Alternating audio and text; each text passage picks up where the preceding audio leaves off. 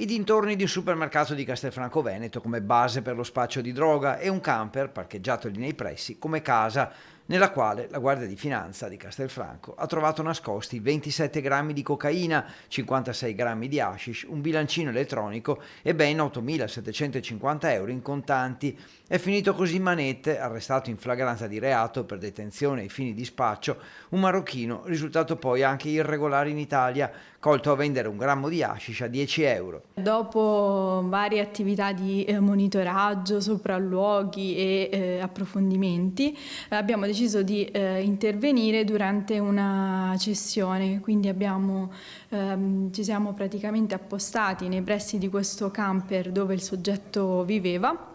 E siamo intervenuti quando, nel momento in cui stava vendendo circa un grammo di hashish a un cliente. Lo spacciatore infatti riceveva i numerosi clienti a qualsiasi ora del giorno e della notte fuori dal camper, utilizzato come vero e proprio laboratorio dove preparare la merce richiesta. Il cliente è stato invece identificato dai finanzieri. Che inizialmente ha provato a negare, dopodiché insomma, ci ha confessato che aveva effettivamente acquistato questa sostanza da questo soggetto di nazionalità nordafricana, quindi lui l'abbiamo segnalato amministrativamente alla prefettura.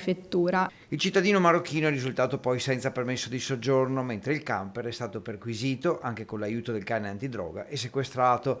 L'arrestato è stato trasferito nel carcere di Treviso e ora proseguono le attività per la possibile espulsione, così come le indagini per ricostruire dove acquistasse la droga e risalire eventuali altre persone coinvolte.